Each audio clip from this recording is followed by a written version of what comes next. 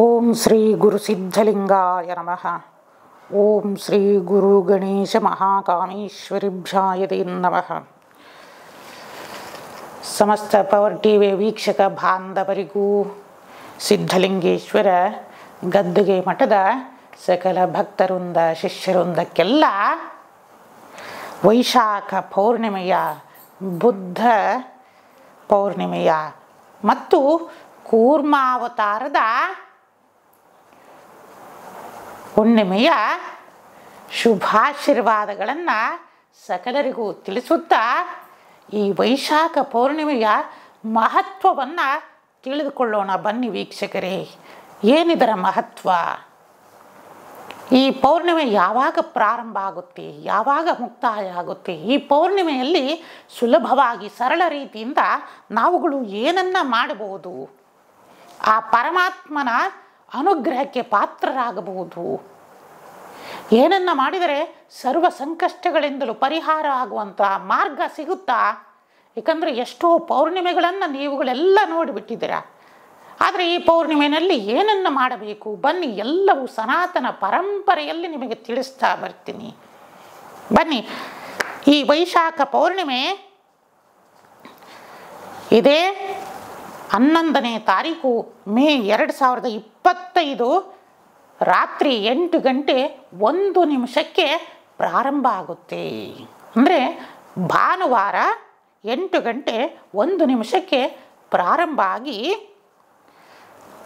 12ನೇ ತಾರೀಕು ಮೇ 2025 ರಾತ್ರಿ 10 ಗಂಟೆ 25 ನಿಮಿಷಕ್ಕೆ ಮುಕ್ತಾಯಗೊಳ್ಳಲಿದೆ. ಹೀಗಾಗಿ ಈ ವೈಶಾಖ ಪೌರ್ಣಿಮೆ ಬುದ್ಧ ಪೌರ್ಣಿಮೆಯನ್ನು ಆಚರಿಸುವವರು ಇದೇ 12ನೇ ತಾರೀಕು ಮೇ 2025 ಶುಭ ಸೋಮವಾರದಂದು ಹುಣ್ಣಿಮೆಯ ಆಚರಣೆಗೆ ಸೂಕ್ತವಾಗಿದೆ. ಈ ದಿನ ಸಕಲರು ಸತ್ಯನಾರಾಯಣ ಪೂಜೆಗಳನ್ನು ಮತ್ತು ಇಡೀ ಸೋಮವಾರ ಬಂದಿರೋದ್ರಿಂದ ವಿಶೇಷವಾಗಿ ಸೋಮ ಪೌರ್ಣಿಮೆ ಅಂತಂದೂ ಸಹ ಅನುಗ್ರಹ ಆಗುತ್ತೆ. ಶಾಸ್ತ್ರಗಳಲ್ಲಿ ತಿಳಿಸುತ್ತೆ, ಯಾರಿಗೆ ಚಂದ್ರನಿಂದ ದೋಷ ಉಂಟಾಗಿರುತ್ತೋ, ಚಂದ್ರನಿಂದ ಪಿತೃದೋಷಾದಿಗಳು, ಚಂದ್ರರಾಹುವಿನ ಸಂಧಿಗಳು ಯಾರ ಜಾತಕಗಳಲ್ಲಿ ಉಂಟಾಗಿರುತ್ತೆ ಅವರೆಲ್ಲರಿಗೂ ಸಹಿತನು ಮುಂದೆ ಸರಳವಾಗಿ ಪರಿಹಾರವನ್ನು ನಿಮಗೆಲ್ಲ ತಿಳಿಸ್ತಾ ಬರಿತೀನಿ ವೀಕ್ಷಕರೇ. ಅದನ್ನೆಲ್ಲ ದೀಪಗಳಿಂದ, ಏಕೆಂದರೆ ಸೋಮಾವತಿ ಬಂದಿರೋದ್ರಿಂದ ಪೌರ್ಣಿಮೆ ವಿಶೇಷವಾಗಿ ಶಿವನಿಗೆ ಅನುಗ್ರಹವನ್ನು ಸಂಬಂಧಪಟ್ಟಿದ್ದು. ಮತ್ತು ಈ ವೈಶಾಖ ಪೌರ್ಣಿಮೆಯಲ್ಲಿ ಹಲವಾರು ನಾವು ವ್ರತ ಪೂಜಾದಿಗಳನ್ನು ಮಾಡ್ತಾ ಬರ್ತಾ ಇದ್ದೀವಿ. ಹೀಗೆ ಈ ಪೌರ್ಣಿಮೆಯಲ್ಲಿ ಒಂದು ವಿಶೇಷ ಏನಂತಂದರೆ, ಶ್ರೀ ಭಗವಾನ್ ವಿಷ್ಣುವಿನ 2ನೇ ಅವತಾರವಾದ ಕೂರ್ಮಾವತಾರವನ್ನು ತಾಳಿದ್ದು. ನೋಡಿ, ಹಿಂದೆ ಮಂದಾರ ಪರ್ವತವನ್ನು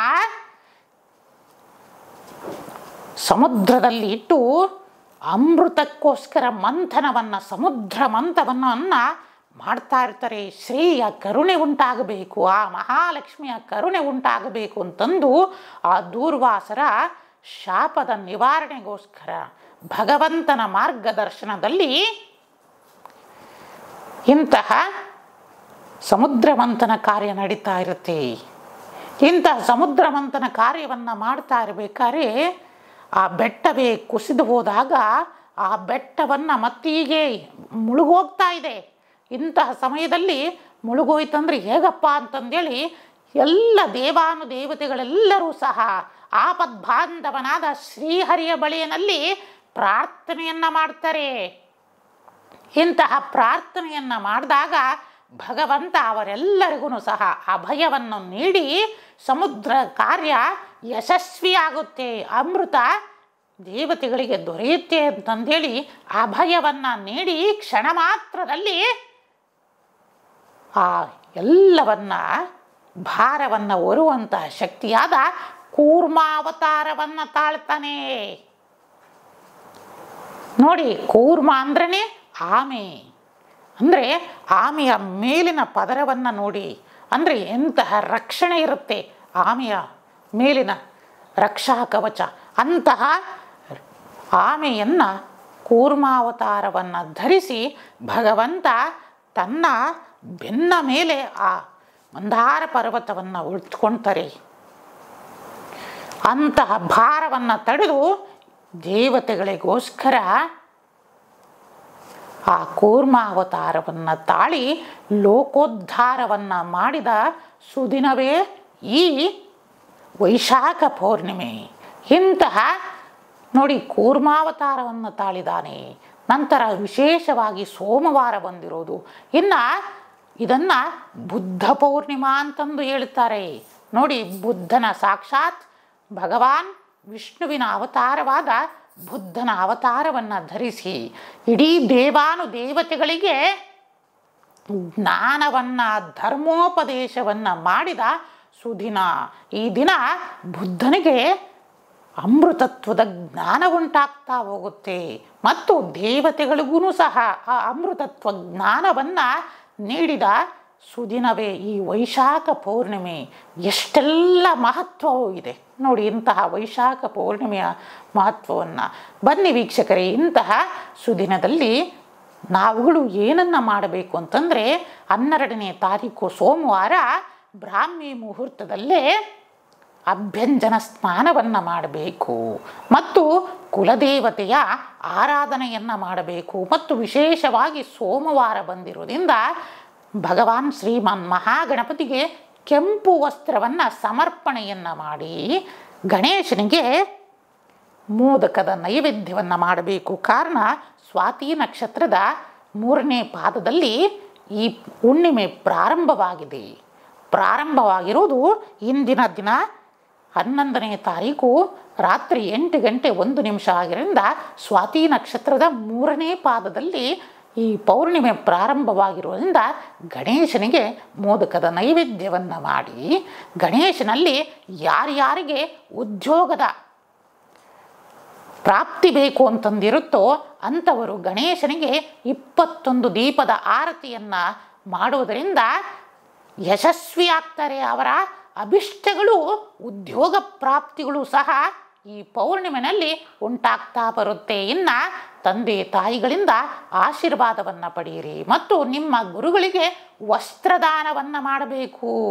ಈ ಸೋಮಾವತಿ ಪೌರ್ಣಿಮೆ ಬಂದಿರೋದ್ರಿಂದ ವಿಶೇಷವಾಗಿ ಶಿವರೂಪದಲ್ಲಿ ಗುರುಗಳನ್ನು ನಾವು ಕಾಣಬೇಕಂತೆ. ಅಂತಹ ಗುರುಗಳಿಗೆ ವಸ್ತ್ರದಾನವನ್ನು ಮಾಡೋದು, ಗುರುಗಳ ಪಾದಪೂಜೆಯನ್ನು ಮಾಡೋದು, ಗುರುಗಳ ಮನೋಭಿಷ್ಟಗಳನ್ನು ಪೂರ್ತಿಯನ್ನು ಮಾಡುವುದರಿಂದ ಜಾತಕದಲ್ಲಿ ಉಂಟಾಗಿರುವ ಸಕಲ ಪಿತೃದೋಷಗಳಿಗೆ ಪರಿಹಾರ ಉಂಟಾಗ್ತಾ ಬರುತ್ತೆ. ಇನ್ನು ಭಗವಾನ್ ಶಂಕರನಿಗೆ ರುದ್ರಾಭಿಷೇಕವನ್ನು ಮಾಡುವುದರಿಂದ ವಂಶಾಭಿವೃದ್ಧಿ ಉಂಟಾಗುತ್ತೆ ಈ ಪೌರ್ಣಿಮೆಯಲ್ಲಿ. ಮತ್ತು ಶಿವನಿಗೆ ಕಬ್ಬಿನ ಹಾಲಿನಿಂದ ಅಭಿಷೇಕಗಳನ್ನು ಮಾಡುವುದರಿಂದ ಸಕಲ ಸೌಭಾಗ್ಯಗಳು ಪ್ರಾಪ್ತಿಯಾಗ್ತಾ ಹೋಗುತ್ತೆ.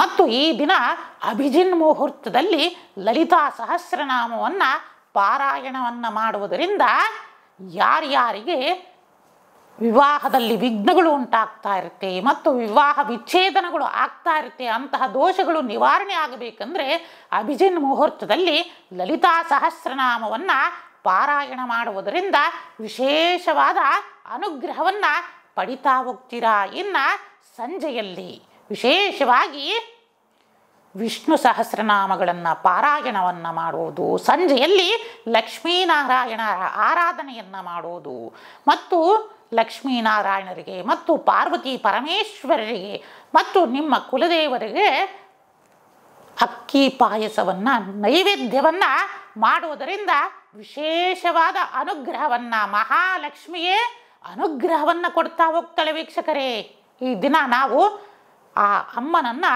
ಆರಾಧನೆಯನ್ನು ಮಾಡುವುದು ಮತ್ತು ಸಂಜೆ ಯಾರಿಗೆ ರಾಹು ದೋಷಗಳು ಮತ್ತು ರಾಹು ದಶೆ ನಡೀತಾ ಇರುತ್ತೋ ಅಂಥವರು ಖಡ್ಗಮಾಲಾ ಸ್ತೋತ್ರವನ್ನು ಪಾರಾಯಣವನ್ನು ಮಾಡುವುದರಿಂದ ವಿಶೇಷವಾದ ಅನುಗ್ರಹವನ್ನು ಪಡಿತಾ ಹೋಗ್ತೀರಾ. ಮತ್ತು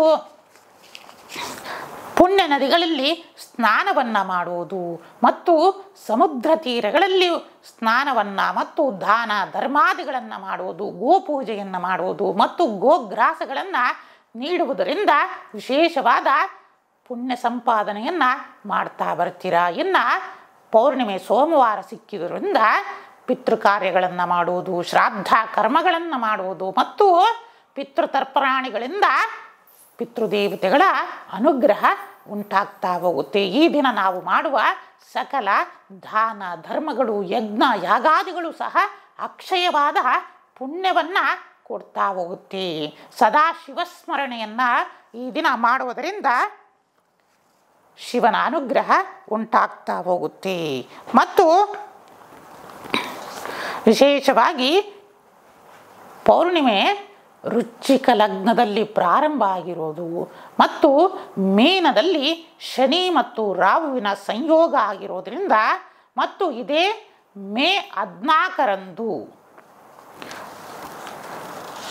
ವೃಷಭ ಸಂಕ್ರಾಂತಿ ಪ್ರಾರಂಭ ಆಗ್ತಾ ಇರೋದು ಮತ್ತು ವೃಷಭ ಸಂಕ್ರಾಂತಿಯನ್ನು ನಾವು ಇದೇ ತಿಂಗಳು 15 ಮೇ 2025 ಗುರುವಾರದಂದು ನಾವು ವೃಷಭ ಸಂಕ್ರಮಣವನ್ನು ಆಚರಿಸ್ತಾ ಇದ್ದೀವಿ. ವೃಷಭ ಸಂಕ್ರಮಣದ ಪುಣ್ಯಕಾಲ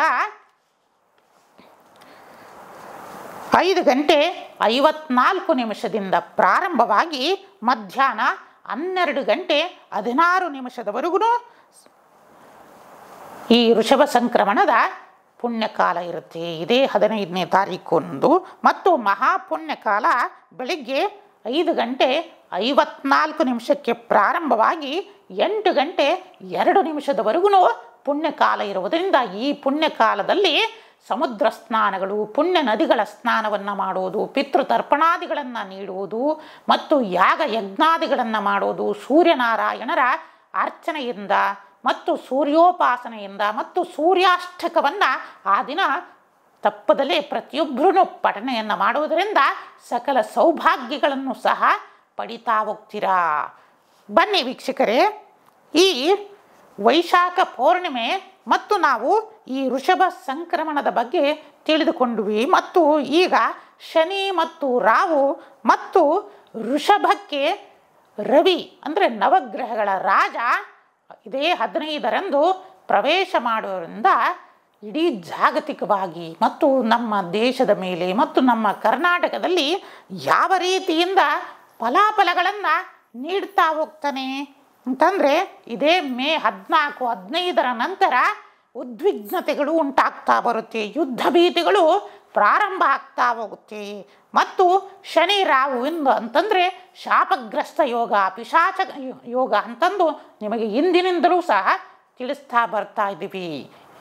ಆದ್ದರಿಂದ ಅನೇಕ ರೀತಿಯಿಂದ ಯುದ್ಧ ನಡೆಯೋದು, ಪ್ರಾರಂಭ ಆಗುವಿಕೆ, ಅಗ್ನಿ ಅನಾಹುತಗಳು ಮತ್ತು ಅನೇಕ ಸಾವು ನೋವುಗಳು ಸಹ ಉಂಟಾಗ್ತಾ ಬರುತ್ತೆ. ಇನ್ನು ಶನಿ ಮತ್ತು ರಾಹು ಮತ್ತು ವೃಷಭಕ್ಕೆ ರವಿಯ ಸಂಚಾರದಿಂದ ಅನೇಕ ಕಡೆ ಭೂಮಿ ಕಂಪಿಸೋದು ಅಂದರೆ ಭೂಕಂಪಗಳು ಉಂಟಾಗೋದು ಮತ್ತು ಜ್ವಾಲಾಮುಖಿಗಳು ಉಂಟಾಗೋದು ಮತ್ತು ಸ್ವಾತಿ ನಕ್ಷತ್ರದಲ್ಲಿ ಪ್ರಾರಂಭ ಆಗ್ತಾ ಇರೋದ್ರಿಂದ ಇಂಡೋನೇಷಿಯಾ, ಫಿಲಿಪೈನ್ಸ್ ಮತ್ತು ನಾರ್ತ್ ಅಮೇರಿಕಗಳು ಮತ್ತು ಭಾರತದ ಈಶಾನ್ಯ ಭಾಗ ಮತ್ತು ವಾಯುವ್ಯ ಭಾಗದಲ್ಲಿ ಅನೇಕ ರೀತಿಯಿಂದ ಭೂಕಂಪನಗಳು ನಡೆಯೋದು, ಜಪಾನ್, ಇಂಗ್ಲೆಂಡ್, ಫಿಲಿಪೈನ್ಸ್ ಮತ್ತು ಕ್ಯೂಬಾ ಹೀಗೆ ಹಲವಾರು ರಾಷ್ಟ್ರಗಳಲ್ಲೂ ಸಹ ಭೂಕಂಪಗಳ ಮತ್ತು ಅನೇಕ ರೀತಿಯಿಂದ ವರುಣಾರ್ಭಟಗಳು ಅಂದರೆ ಜಲಪ್ರವಾಹಗಳು ಭಾರತದ ವಾಯುವ್ಯ ದಿಕ್ಕಿನಲ್ಲಿ ನಡೆಯುವಂಥ ಸಾಧ್ಯತೆಗಳು ಮತ್ತು ಅನೇಕ ರೀತಿಯಿಂದ ನಮ್ಮ ಕರ್ನಾಟಕದಲ್ಲೂ ಸಹ ಇದೇ ಪೌರ್ಣಿಮೆಯಿಂದ ಇದೇ 11ನೇ ತಾರೀಕಿನಿಂದಲೂ ಸಹ ಅನೇಕ ರವಿ ಮತ್ತು ಶುಕ್ರ ಮತ್ತು ಬುಧರ ಮೇಘ ಸಂದೇಶದಿಂದ ಅನೇಕ ರೀತಿಯಿಂದ ವರುಣಾರ್ಭಟಗಳು ಸಹ ಹೆಚ್ಚಾಗುವುದರಿಂದ ಕರ್ನಾಟಕ, ಆಂಧ್ರ ಪ್ರದೇಶ, ಕೇರಳ, ತಮಿಳುನಾಡಿನ ಕಡೆ ಅತ್ಯಂತ ಜಾಗರೂಕತೆಯನ್ನು ವಹಿಸಬೇಕು. ಏಕೆಂದರೆ ಚಂಡಮಾರುತಗಳ ಭೀತಿಗಳು ಉಂಟಾಗ್ತಾ ಹೋಗ್ತವೆ. ಇದರಿಂದ ಅನೇಕ ರೀತಿಯಿಂದ ಮಳೆಯಿಂದ ಹಾನಿಗಳು ಸಂಭವಿಸೋದು, ಭೂಕುಸಿತಗಳು ಉಂಟಾಗುವುದು ಮತ್ತು ಅನೇಕರಿಗೆ ಜನಜೀವನ ಅಸ್ತವ್ಯಸ್ತ ಆಗೋದ್ರಿಂದ ಆದಷ್ಟು ಈಗಲಿಂದಲೇ ಸುರಕ್ಷತಾ ಕ್ರಮವನ್ನು ತೆಗೆದುಕೊಳ್ಳುವುದು ಸೂಕ್ತ. ಏಕೆಂತಂದರೆ ಸನಾತನ ಧರ್ಮದ ಒಂದು ಮಹಿಮೆ ಅಂತಂದರೆ ಕಾಲಜ್ಞಾನದ್ದು ಮುಂದಾಗುವ ಸಂಗತಿಗಳನ್ನೇ ಮೊದಲೇ ತಿಳಿದುಕೊಳ್ತಾ ಇದ್ರು ಇಂದಿನ ಋಷಿಮುನಿಗಳು. ಅದರ ಪ್ರಕಾರ ಎಚ್ಚರಿಕೆಯನ್ನು ಸಹ ವಹಿಸ್ತಾ ಇದ್ರು. ಏಕಂತಂದರೆ ನೋಡಿ, ಜನವರಿ ಮೊದಲನೇ ವರ್ಷದ ಕ್ಯಾಲೆಂಡರ್ ಭವಿಷ್ಯದಲ್ಲಿ ನಾವುಗಳು ಸಹ ತಿಳಿಸಿದ್ದೀವಿ. ಅದರೊಳಗೆ ಭಾರತ ಮತ್ತು ವಾಯುವ್ಯ ದೇಶವಾದ ಪಾಕಿಸ್ತಾನದ ಮತ್ತು ಹೀಗೆ ಅನೇಕ ಯುದ್ಧ ಭೀತಿಗಳು ಉಂಟಾಗ್ತಾ ಬರುತ್ತೆ. ಅಂದರೆ ಪಾಕಿಸ್ತಾನ ಮತ್ತು ನಮ್ಮ ವಾಯುವ್ಯಕ್ಕೆ ಇರೋ ರಾಷ್ಟ್ರ ಅಂತಂದ್ರೇ ಪಾಕಿಸ್ತಾನದ ನಡುವೆ ಯುದ್ಧಗಳು ಪ್ರಾರಂಭ ಆಗ್ತಾ ಅಂತಂದು 1ನೇ ತಾರೀಕಿನಂದರೆ ಜನವರಿ 1ರ ಭವಿಷ್ಯದಲ್ಲಿ ನಮ್ಮ ವಾಣಿಯಲ್ಲಿ ತಿಳಿಸಿದ್ವಿ. ಆ ವಾಣಿಯಲ್ಲೇ ನೋಡಿ, ನಮಗೆ ಪಾಪ ತುಂಬ ಹೆಮ್ಮೆ ಆಗ್ತಾ ಇದೆ. ಅಮೇರಿಕದಲ್ಲಿರುವ ಕೆಲವೊಂದು ವೈಜ್ಞಾನಿಕ ಸಂಸ್ಥೆಯಲ್ಲಿ ಅಧ್ಯಯನ ಮಾಡ್ತಾ ಇರುವ ಅನೇಕರು ಆ ಸಂದೇಶವನ್ನು ನೋಡಿ ಖಂಡಿತ ಅವರೂ ಸಹ ನಮ್ಮ ಸನಾತನ ಧರ್ಮದ ಮೇಲೆ ಎಷ್ಟು ಪ್ರೀತಿ ಉಂಟಾಗಿದೆ ಅಂತಂದರೆ ಅವರುಗಳೇ ಶ್ರೀಮಠಕ್ಕೆ ಸಂದೇಶವನ್ನು ಕಳಿಸಿದ್ದಾರೆ. ಗುರುಗಳೇ, ತಾವುಗಳು ಜನವರಿಯಲ್ಲಿ 1ರಂದು ತಿಳಿಸಿದ ಯೂಟ್ಯೂಬ್ ಮತ್ತು ಮಾಧ್ಯಮದಲ್ಲಿ ಪ್ರಸಾರವಾದ ವಾಣಿಯನ್ನು ಕೇಳಿ ಅವರುಗಳು ಸಹ ನೋಡಿ, ಅವರುಗಳು ಸಹ ಅನ್ಯ ಧರ್ಮದವರು. ಆದರೆ ನಮ್ಮ ಸನಾತನ ಧರ್ಮದ ಮೇಲಿರುವ ನಂಬಿಕೆ ಮತ್ತು ಅಗಾಧವಾದ ನಮ್ಮ ಎಲ್ಲ ತುಂಬ 5 ವರ್ಷಗಳಿಂದಲೂ ಸಹ ಅವರು ಆ ವಾಣಿಗಳನ್ನೆಲ್ಲ ಕೇಳುತ್ತಾ ನೋಡಿ, ಆ ವಾಣಿಗಳಿಗೋಸ್ಕರನೇ ಅವರು ಕನ್ನಡವನ್ನು ಕಲೀಲಿಕ್ಕೆ ಹೋಗಿದ್ದಾರೆ. ಕನ್ನಡವನ್ನು ಕಲಿತು ಆ ವಾಣಿಯ ಅರ್ಥಗಳನ್ನು ತಿಳಿದುಕೊಂಡಿದ್ದಾರೆ. ಯಾಕೆ ವೀಕ್ಷಕರೇ ಇದನ್ನು ನಿಮಗೆ ತಿಳಿಸ್ತಾ ಇದ್ದೀನಿ ಅಂತಂದರೆ ನೋಡಿ, ನಮ್ಮ ಕನ್ನಡ ಮಹತ್ವ, ಏಕೆಂದರೆ ನಾವು ಕೊಟ್ಟಿರುವ ಸಂದೇಶ ನಮ್ಮ ಮಾತೃಭಾಷೆಯಾದ ಕನ್ನಡದಲ್ಲಿ ನೀಡಿದ್ರಿಂದ ಗುರುಗಳು ಏನನ್ನ ನೀಡಿದ್ದಾರೆ ಅನ್ನೋದನ್ನ ಕುತೂಹಲಕ್ಕೋಸ್ಕರ ಅವರುಗಳು ಸಹ ಕನ್ನಡವನ್ನು ಕಲಿತು ಅನ್ಯ ಧರ್ಮದವರಾಗಿದ್ದು ಈಗ ಅವರೂ ಸಹ ಹಿಂದೂ ಧರ್ಮದ ಮೇಲೆ ಅಭಿಮಾನವನ್ನು ಇಟ್ಟು ನಾವುಗಳು ಸಹ ಹಿಂದೂ ಧರ್ಮಕ್ಕೆ ಬಲ ಬರ್ತಾ ಇದೆ. ಗುರುಗಳೇ, ನಾವುಗಳು ಇದನ್ನು ಅನುಸರಿಸ್ತೀವಿ, ನಾವುಗಳು ಇಂತಹ ಸನಾತನ ಪರಂಪರೆಯನ್ನು ಪರಿಪಾಲನೆಯನ್ನು ಮಾಡುವುದರಿಂದ ನಾವುಗಳು ಸಹ ಉತ್ತಮರಾಗಬಹುದು, ನಾವುಗಳು ದೈವವನ್ನು ಗಳಿಸಿ ನಾವುಗಳು ದೈವಿಕ ಗುಣವನ್ನು ಹೊಂದಬಹುದು ಅಂತಂದು ಅವರಿನಲ್ಲಿ ಪಾಶ್ಚಾತ್ಯರಲ್ಲಿ ಈ ಅನುಭವ ಉಂಟಾಗ್ತಾ ಇದೆ. ಆದರೆ ನಮ್ಮಲ್ಲೇ ಸಹ ಆ ಅನುಭವ ಉಂಟಾಗ್ತಾ ಇಲ್ಲ. ಆದ್ದರಿಂದ ನಮ್ಮ ಇಂದಿನ ಗುರುಗಳು ಹೇಳ್ತಾ ಇದ್ರು, ಇಡೀ ಜಗತ್ತಿನಲ್ಲಿ ಸರ್ವಶ್ರೇಷ್ಠ ಧರ್ಮ ನಮ್ಮ ಸನಾತನ ಹಿಂದೂ ಧರ್ಮ. ಆದರೆ ಈ ಹಿಂದೂ ಧರ್ಮದಲ್ಲಿರುವ ಶತ್ರುಗಳು ಬೇರೆ ಯಾವ ಧರ್ಮದಲ್ಲೂ ಸಹ ಇಲ್ಲ. ಏಕೆಂದರೆ ನೋಡಿ, ನೀವು ಈ ವಾಕ್ಯವನ್ನು ಕುರಿತುಕೊಂಡು ವಿಚಾರವನ್ನು ಮಾಡ್ತಾ ಬನ್ನಿ. ನಮ್ಮ ಹಿಂದೂ ಧರ್ಮಕ್ಕೆ ಹಿಂದೂ ಧರ್ಮದಂದರೆ ಅವಮಾನಗಳು ಉಂಟಾಗುವುದು. ನೋಡಿ, ನಮ್ಮ ಗುರುವಾಣಿಯನ್ನು ನಾವು ಕೆಲವೊಂದು ಸಲ ಆಲೋಚನೆಯನ್ನು ಮಾಡ್ತಾ ಇರ್ತೀವಿ. ಈ ಧರ್ಮದ ಮೇಲೆ ನಡೆದಿರುವಷ್ಟು ದಾಳಿಗಳು ಬೇರೆ ಯಾವ ಧರ್ಮದಲ್ಲೂ ಸಹ ನಡೆದಿಲ್ಲ. ಅಷ್ಟಿದೆ ನೋಡಿ. ಅನ್ಯ ಧರ್ಮದವರು ನಮ್ಮ ಸನಾತನ ಧರ್ಮವನ್ನು ಆದರಿಸ್ತಾರೆ, ಪೂಜೆ ಮಾಡ್ತಾರೆ, ಪರಮ ಗೌರವವನ್ನು ನೀಡಿ ಅವರ ಜೀವನದಲ್ಲಿ ಅಳವಡಿಸಿಕೊಳ್ತಾರೆ. ಆದರೆ ನಾವುಗಳು ಪ್ರಶ್ನಾತೀತರಾಗ್ತೀವಿ. ನಮ್ಮ ಧರ್ಮವನ್ನೇ ನಾವು ಸ್ವೀಕಾರ ಮಾಡಲಿಕ್ಕೆ ಯೋಚನೆಯನ್ನು ಮಾಡುವಂಥ ಸಂದಿಗ್ಧ ಪರಿಸ್ಥಿತಿ ನಮ್ಮಲ್ಲಿ ಉಂಟಾಗಿದೆ ಅಂತಂದರೆ ನಾವು ಯಾವ ಮಟ್ಟಕ್ಕೆ ಸಂಸ್ಕಾರವನ್ನು, ಜ್ಞಾನವನ್ನು, ನಾವು ಎಂಥ ಮಟ್ಟಕ್ಕೆ ಶಿಕ್ಷಣವನ್ನು ಈಗಿನ ಆಧುನಿಕ ಯುಗದಲ್ಲಿ ನೀಡ್ತಾ ಇದ್ದೀವಿ ಅನ್ನೋದಕ್ಕೆ ಇದು ಒಂದು ಉದಾಹರಣೆಯನ್ನು ನೀಡ್ತಾ ಇದ್ದೀವಿ. ಆದರೆ ಒಂದು ಹೆಮ್ಮೆಯ ಸಂಗತಿ ನೋಡಿ, ನಮ್ಮ ಕಾಲಜ್ಞಾನದಿಂದ ಅನೇಕರು ನಮ್ಮ ಸನಾತನ ಧರ್ಮಕ್ಕೆ ಬರ್ತಾ ಇದ್ದಾರೆ, ಸ್ವೀಕರಿಸ್ತಾ ಇದ್ದಾರೆ ಅಂತಂದರೆ ನಮಗೆ ಒಂದು ಹೆಮ್ಮೆಯ ವಿಚಾರ. ಅದರ ಜೊತೆಯಲ್ಲಿ ಎಲ್ಲ ಭಾರತೀಯರಿಗೂ ಹೆಮ್ಮೆಯ ವಿಚಾರನೇ ಇಂತಹ. ಏಕೆಂದರೆ ಬೇರೆಯವರೆಲ್ಲ ಅನ್ಯ ಧರ್ಮಕ್ಕೆ ಹೋಗ್ತಾ ಇದ್ರೆ ಅನ್ಯ ಧರ್ಮದವರು ನಮ್ಮ ಸನಾತನಕ್ಕೆ ಧರ್ಮಕ್ಕೆ ಬರ್ತಾ ಇರೋದು ನಮಗೊಂದು ಹೆಮ್ಮೆಯ ಸಂಗತಿಯ ವಿಚಾರಣೆ. ಇಂತಹ ವಿಚಾರದಲ್ಲಿ ಜನವರಿ 1ರಂದೇ ನಾವು ಭಾರತ ಮತ್ತು ಪಾಕಿಸ್ತಾನದ ನಡುವಿನ ಯುದ್ಧದ ಘೋಷಣೆಯನ್ನು ಮುಂಚಿತವಾಗಿಯೇ ಸಹ ತಿಳಿಸಿದ್ವಿ. ಇದನ್ನು ನೋಡಿ, ಅಂತಹ ವೈಜ್ಞಾನಿಕ ಸಂಸ್ಥೆಯಲ್ಲಿ ಅಧ್ಯಯನ ಮಾಡ್ತಾ ಇರುವ ಅನೇಕ ವಿಜ್ಞಾನಿಗಳು ಸಹ ನಮಗೆ ತಿಳಿಸಿರೋದು ಇನ್ನೂ ಒಂದು ಹೆಮ್ಮೆಯ ಸಂತೋಷದಾಯಕವಾದ ವಿಚಾರ ಆಗಿದೆ. ಆದ್ದರಿಂದ ಇದೇ ಮೇ 14ರಿಂದ ವೃಷಭ ಸಂಕ್ರಮಣದಲ್ಲಿ ರವಿಯ ಸಂಚಾರ ಮತ್ತು ಮಂಗಳನ ಮತ್ತು ಶನಿ ಮತ್ತು ರಾಹುವಿನ ಸಂಚಾರಗಳಿಂದ ದೇಶದೆಲ್ಲೆಡೆ ಯುದ್ಧ ಭೀತಿಗಳು, ಯುದ್ಧದ ಕಾರ್ಮೋಡ ಭೀತಿಗಳು ಉಂಟಾಗ್ತಾ ಹೋಗ್ತವೆ. ಮತ್ತು ವೃಷಭಕ್ಕೆ ಸೂರ್ಯನಾರಾಯಣರು ಸಂಚಾರವನ್ನು ಮಾಡ್ತಾರಿಂದ ಶತ್ರುಗಳು ನಾಶ ಆಗ್ತಾರೆ. ಮುಂದೆ ಗುರುವಿನ ಪರಿವರ್ತನಾ ಯೋಗದಲ್ಲಿ ಮಿಥುನಕ್ಕೆ ಪ್ರವೇಶವನ್ನು ಮಾಡ್ತಾ ಇರೋದನ್ನು ಸಹ ಅನೇಕ ಶುಭಗಳನ್ನು ತಿಳಿಸ್ತಾ ಹೋಗುತ್ತೆ. ಇನ್ನೊಂದು ತಿಳಿಸ್ತಾ ಇದ್ದೀನಿ. ಕಾಲಜ್ಞಾನದ ಪ್ರಕಾರ ಇದೇ ಪೌರ್ಣಿಮೆಯಿಂದ ಪ್ರಾರಂಭ ಆಗ್ತಾ ಇದೆ. ಇದೇ 9ನೇ ತಾರೀಕಿನಿಂದ ಅದರ ದಶೆಗಳು ಪ್ರಾರಂಭ ಆಗ್ತಾ ಹೋಗ್ತಾ ಇದೆ. ಇದೇ ಮೇ 9ರಿಂದ ಅದರ ಪ್ರಭಾವ ಉಂಟಾಗಿ ಮುಂದಿನ 8 ವರ್ಷದವರೆಗೂ ಗುರುವಿನ ಪರಿವರ್ತನೆ ಮಿಥುನದಿಂದ ಇನ್ನೂ 8 ವರ್ಷಗಳು ಸಹ ಪಾಕಿಸ್ತಾನದ ಶತ್ರು ರಾಷ್ಟ್ರದ ಮೇಲೆ ತುಂಬ ಅಲ್ಲುಕಲ್ಲೋಲಗಳು ಸಹ ಉಂಟಾಗ್ತಾ ಹೋಗುತ್ತೆ. ಪಾಕಿಸ್ತಾನದ ಅನೇಕ ಭಾಗಗಳು ಉಂಟಾಗ್ತಾ ಹೋಗ್ತವೆ. ಅಂದರೆ ದೇಶದ ವಿಭಜನೆ ಉಂಟಾಗ್ತಾ ಹೋಗುತ್ತೆ. ಏಕೆಂದರೆ ತಾನೊಂದು ಬಗೆದರೆ ದೈವಯೊಂದು ಇನ್ನೊಂದು ಬಗೆದಂತೆ ಅನ್ನಂಗೆ ಯಾರಿಗೆ ನಾವು ಕೆಟ್ಟದ್ದನ್ನು ಮಾಡಲಿಕ್ಕೆ ಹೋಗ್ತೀವಿ, ಭಗವಂತ ಅವರಿಗೇ ಕೆಟ್ಟದನ್ನು ಮಾಡಿಬಿಡ್ತಾನಂತೆ. ಆದಷ್ಟು ನಾವು ಒಳ್ಳೆಯದನ್ನೇ ಯೋಚನೆ ಮಾಡಬೇಕು, ಒಳ್ಳೆಯದನ್ನೇ ಮಾಡ್ತಾ ಬರಬೇಕು. ಆಗ ಭಗವಂತ ಸದಾ ನಮಗೂ ಸಹ ಒಳ್ಳೆಯದನ್ನೇ ಮಾಡ್ತಾನೆ ವೀಕ್ಷಕರೇ. ಆದ್ದರಿಂದ ಈ ಗುರುವಿನ ಸಂಚಾರದಿಂದ ನೀವುಗಳೆಲ್ಲ ಈ ಕಾಲಜ್ಞಾನವನ್ನು ಗಮನಿಸ್ತಾ ಬನ್ನಿ. ಮುಂದಿನ 8 ವರ್ಷದಲ್ಲಿ ಯಾವ ರೀತಿಯಿಂದ ಶತ್ರು ರಾಷ್ಟ್ರಗಳು ವಿಭಜನೆಗಳು, ಆಯಾ ರಾಷ್ಟ್ರಗಳೇ ಭಾಗಗಳಾಗಿ ಹೋಗ್ಬಿಡ್ತವೆ.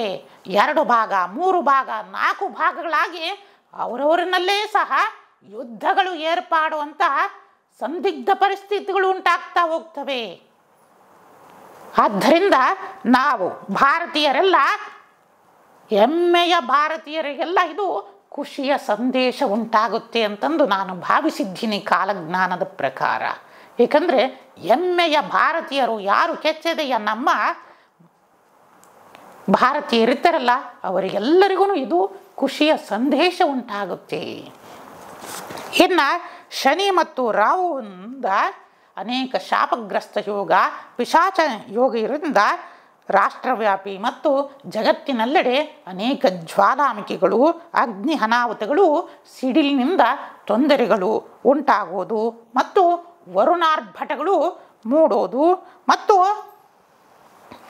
ಕಲಾಕ್ಷೇತ್ರದಲ್ಲಿ, ಏಕೆಂದರೆ ಮೀನದಲ್ಲಿ ಶನಿ ಮತ್ತು ರಾಹು ಇದ್ದಾಗ ಕಲಾಕ್ಷೇತ್ರದಲ್ಲಿ ಅನೇಕ ಅನಾಹುತಗಳನ್ನು ಸಹ ಉಂಟು ಮಾಡ್ತಾ ಬರ್ತಾನೆ. ಅನೇಕರಿಗೆ ಹೃದಯಾಘಾತಗಳು ಮತ್ತು ಅಪಘಾತಗಳು ಉಂಟಾಗುವುದು ಕಾರಿನಲ್ಲಿ ಮತ್ತು ಸಂಚಾರದಲ್ಲಿ ಅಸ್ತವ್ಯಸ್ತಗಳು ಉಂಟಾಗುವುದು ಮತ್ತು ಕಲಾವಿದರಲ್ಲಿ ಅನೇಕ ಆ ಶೂಟಿಂಗ್ ಟೈಮ್ನಲ್ಲಿ ಅಗ್ನಿ ಅನಾಹುತಗಳು ಸಹ ಉಂಟಾಗುವಂತಹ ಭೀತಿಗಳನ್ನು ಕೊಡ್ತಾ ಹೋಗ್ತಾನೆ. ಇದರಿಂದ ಕಲಾಕ್ಷೇತ್ರಕ್ಕೆ ಅತ್ಯಂತ ದೊಡ್ಡ ನಷ್ಟಗಳು ಸಹ ಉಂಟಾಗ್ತಾ ಬರುತ್ತೆ. ಏಕೆಂದರೆ ಮುಂದೆ ರಾಹುವಿನ ಸಂಚಾರ ಕುಂಭದ ಕಡೆ ಪ್ರಯಾಣ ಮಾಡಿದಾಗ ಮುಂದಿನ 2 ವರ್ಷದಲ್ಲಿ ದೊಡ್ಡ ಕಲಾವಿದರನ್ನೇ ಕಳೆದುಕೊಳ್ಳಬಹುದು ನಮ್ಮ ಭಾರತೀಯ ಕಲಾಕ್ಷೇತ್ರದಲ್ಲಿ. ಅದು ತುಂಬಲಾರದ ನಷ್ಟವೂ ಸಹ ಉಂಟಾಗಬಹುದು. ಏಕೆಂದರೆ ಮುಂದಿನ 2 ವರ್ಷದಲ್ಲಿ ರಾಹು ಕುಂಭಕ್ಕೆ ಬಂದಾಗ ಅದು 2 ವರ್ಷದ ಸೂಚನೆಯನ್ನು ಮಾಡ್ತಾ ಇದೆ ಈ ಕಾಲಜ್ಞಾನದ ಪ್ರಕಾರ. ಇದರಿಂದ ಕಲಾಕ್ಷೇತ್ರಕ್ಕೆ ಅತ್ಯಂತ ದೊಡ್ಡ ಕಲಾವಿದರು ಅದೃಶ್ಯವಾಗಬಹುದು. ಆದಷ್ಟು ಆ ದೋಷವನ್ನು ಪರಿಹಾರವನ್ನು ಮಾಡಲಿಕ್ಕೂ ಸಹ ಕಾಲಜ್ಞಾನದಲ್ಲಿ ತಿಳಿಸಿದೆ. ಚಂಡಿಯ ಆರಾಧನೆಯನ್ನು ಮಾಡುವುದು ಮತ್ತು ದುರ್ಗೆಯ ಮೊರೆಯನ್ನು ಹೋಗೋದ್ರಿಂದ ಈ ರಾಹು ದೋಷದಿಂದ ನಿವಾರಣೆಯಾಗಿ ಬರುವಂತಹ ಎಲ್ಲ ದೋಷಗಳು ಪರಿಹಾರ ಆಗ್ತಾ ಹೋಗುತ್ತೆ. ಇನ್ನು ಅಕ್ಷಾಂಶ ಮತ್ತು ರೇಖಾಂಶದ ಪ್ರಕಾರ ನಮ್ಮ ಕರ್ನಾಟಕದಲ್ಲಿ ಮೈಸೂರು ಮತ್ತು ಹಾಸನ ಭಾಗದ ಮಹಾಸ್ವಾಮಿಗಳಿಗೆ ಆರೋಗ್ಯದ ಕಂಟಕಗಳು ಉಂಟಾಗುವುದು ಮತ್ತು ಹೃದಯಾಘಾತಗಳು ಉಂಟಾಗುವುದು ಮತ್ತು ಸಂಚಾರದಲ್ಲಿ ಅನೇಕ ರೀತಿಯಿಂದ ಅವಘಡಗಳು ಉಂಟಾಗುವುದು ಸೂಚನೆಯನ್ನು ತೋರಿಸ್ತಾ ಇರೋದು. ಮುಂದಿನ ಇದರೊಳಗೆ ಗುರು ಮಿಥುನಕ್ಕೆ ಪ್ರವೇಶವನ್ನು ಮಾಡ್ತಾ ಇರೋದು ಮತ್ತು ಸೂರ್ಯನಾರಾಯಣರ ವೃಷಭ ಸಂಕ್ರಾಂತಿಯಿಂದ ಇದು ಪ್ರಾರಂಭವಾಗಿ ಸತತವಾಗಿ 6 ತಿಂಗಳು ಈ ದೋಷವು ಕಾಡ್ತಾ ಇರೋದ್ರಿಂದ ಆದಷ್ಟು ಮಹಾಸ್ವಾಮಿಗಳು ಎಚ್ಚರಿಕೆಯನ್ನು ವಹಿಸೋದು ಸೂಕ್ತ.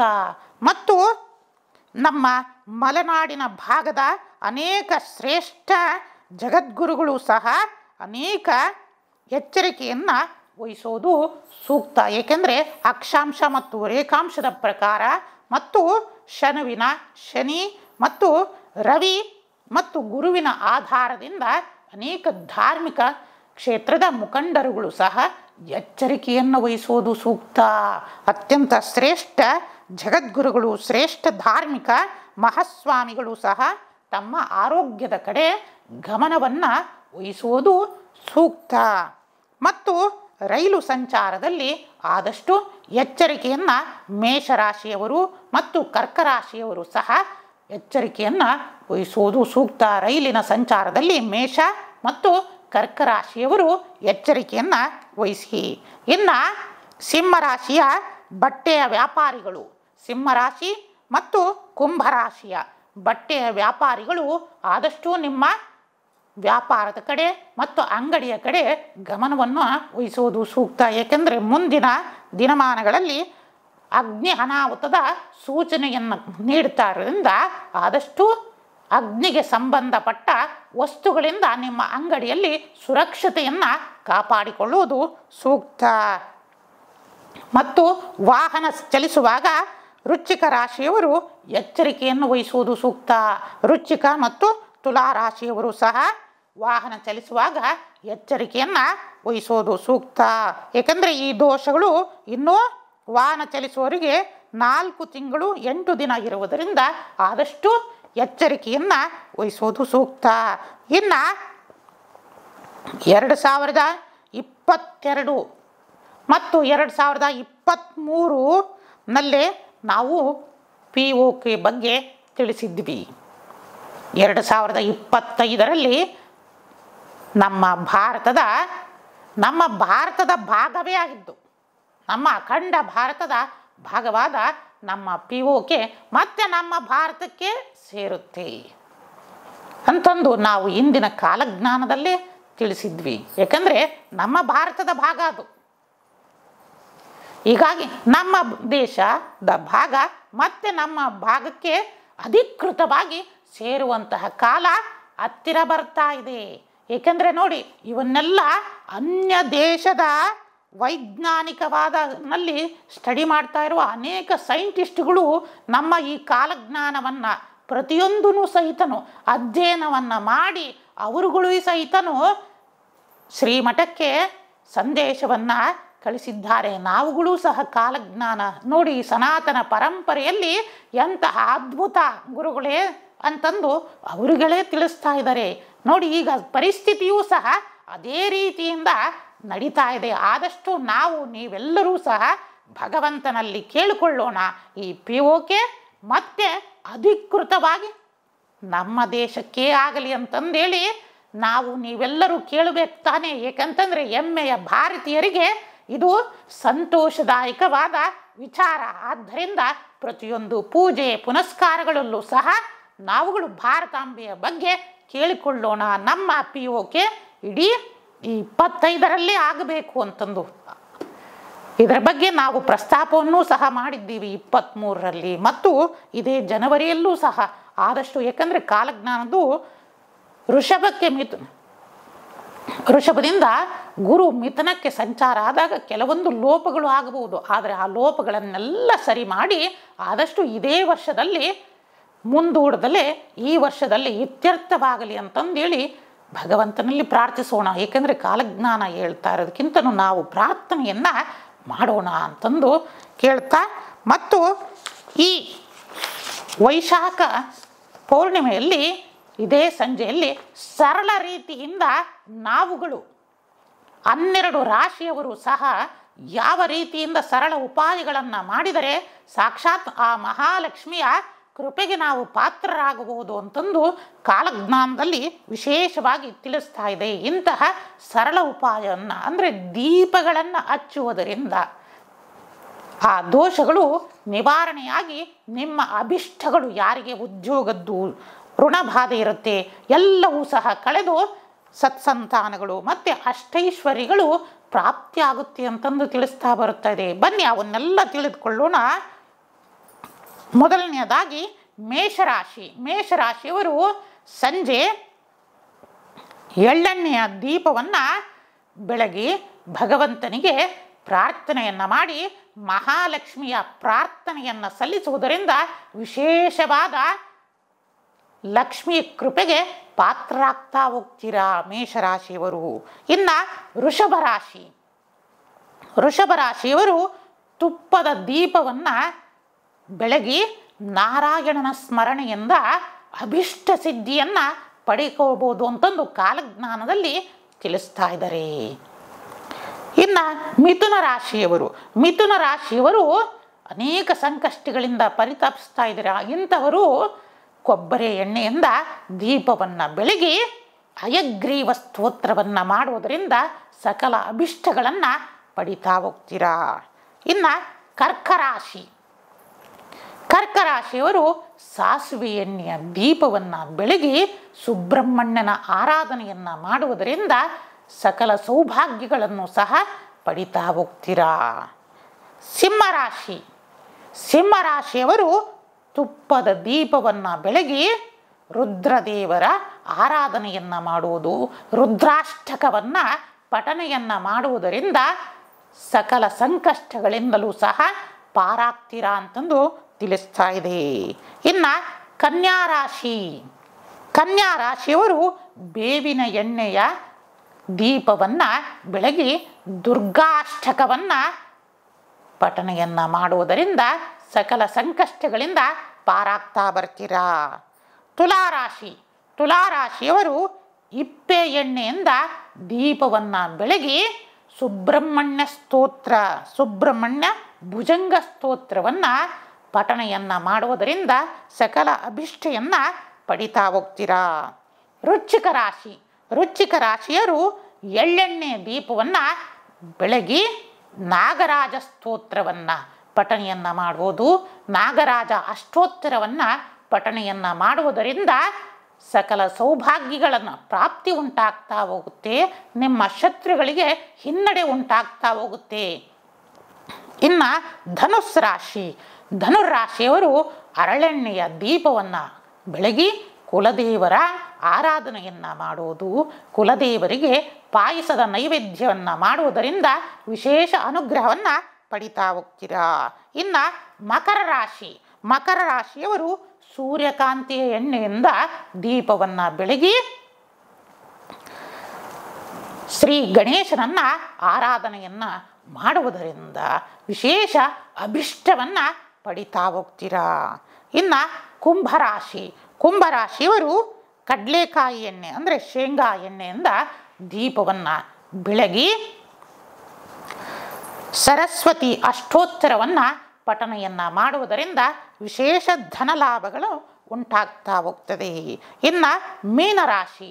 ಮೀನರಾಶಿಯವರು ತುಪ್ಪದ ದೀಪವನ್ನು ಬೆಳಗಿ ಲಲಿತಾ ಸಹಸ್ರನಾಮವನ್ನು ಪಾರಾಯಣ ಮಾಡುವುದರಿಂದ ವಿಶೇಷ ಮಹಾಲಕ್ಷ್ಮಿಯ ಕೃಪೆ ನಿಮ್ಮ ಮೇಲೆ ಉಂಟಾಗ್ತಾ ಬರ್ತಾ ಇದೆ. ಇಂತಹ ವೈಶಾಖ ಮಾಸದ ಪೌರ್ಣಿಮೆಯಲ್ಲಿ ಸರಳ ರೀತಿಯಿಂದ ನಾವುಗಳು ನೋಡಿ ಒಂದು ದೀಪವನ್ನು ಬೆಳಗುವುದರಿಂದ ನಮ್ಮ ಜೀವನದ ದಿಕ್ಕೇ ಬದಲಾಗ್ತಾ ಹೋಗ್ತಾ ಇದೆ. ಇಂತಹ ಸೋಮವಾರ ಬಂದಿರೋದು ವಿಶೇಷವಾಗಿ ಶಿವನಿಗೆ ಅತ್ಯಂತ ಪ್ರಿಯವಾದದ್ದು.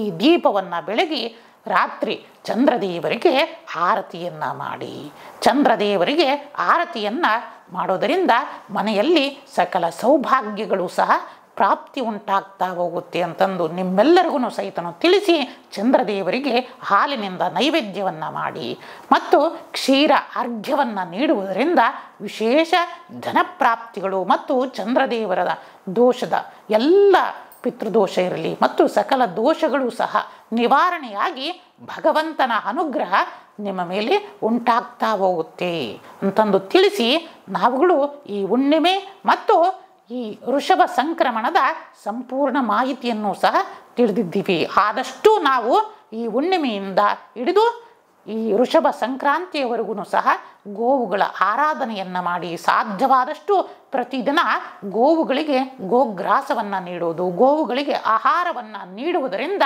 ವಿಶೇಷವಾದ ಪುಣ್ಯ ಫಲಪ್ರಾಪ್ತಿಯನ್ನು ತಾವುಗಳೆಲ್ಲ ಪಡಿತೀರಾ ಅಂತಂದು ತಿಳಿಸಿ, ನಿಮ್ಮೆಲ್ಲರಿಗೂ ಪರಮದಯಾಳು ಶ್ರೀ ಸಿದ್ಧಲಿಂಗೇಶ್ವರರು ಮತ್ತು ಜಗನ್ಮಾತೆಯಾದ ಇಷ್ಟಗಾಮೇಶ್ವರಿಯು ಸಕಲ ಸೌಭಾಗ್ಯಗಳನ್ನು ನೀಡಲಿ ಮತ್ತು ನೀವೆಲ್ಲರೂ ಸಹ ದೇಶಕ್ಕೋಸ್ಕರ ಮತ್ತು ನಮ್ಮ ಹೆಮ್ಮೆಯ ಸೈನಿಕರಿಗೋಸ್ಕರ ಇಡೀ ಎಲ್ಲರಿಗೂ ಒಳ್ಳೆಯದಾಗಲಿ ಅಂತಂದು ಕೇಳಿಕೊಂಡು, ಇದೇ ಸೈನಿಕರ ಒಳಿತಿಗೋಸ್ಕರ ಶ್ರೀ ಸಿದ್ಧಲಿಂಗೇಶ್ವರ ಗದ್ದಿಗೆ ಮಠದಲ್ಲಿ ಇದೇ ಪೌರ್ಣಿಮೆಯಂದು ತಾಯಿ ಶ್ರೀ ಭುವನೇಶ್ವರಿ ಮಹಾಯಾಗವನ್ನು ಸಹ ಹಮ್ಮಿಕೊಳ್ಳಲಾಗಿದೆ. ಇಂತಹ ಭುವನೇಶ್ವರಿ ಮಹಾಯಾಗದಲ್ಲಿ ತಾವುಗಳೂ ಸಹ ಭಾಗವಹಿಸಿ ದೇಶಕ್ಕೋಸ್ಕರ ಮತ್ತು ನಮ್ಮ ಈ ಹೆಮ್ಮೆಯ ಸೈನಿಕರಿಗೋಸ್ಕರ ಪ್ರಾರ್ಥನೆಯನ್ನು ಮಾಡೋಣ ಅಂತಂದೇಳಿ ಮತ್ತೊಮ್ಮೆ ನಿಮ್ಮೆಲ್ಲರಿಗೂ ತಿಳಿಸುತ್ತಾ, ನಿಮ್ಮೆಲ್ಲರಿಗೂ ಸಕಲ ಸೌಭಾಗ್ಯಗಳು ಪ್ರಾಪ್ತಿಯಾಗಲಿ ಅಂತಂದೇಳಿ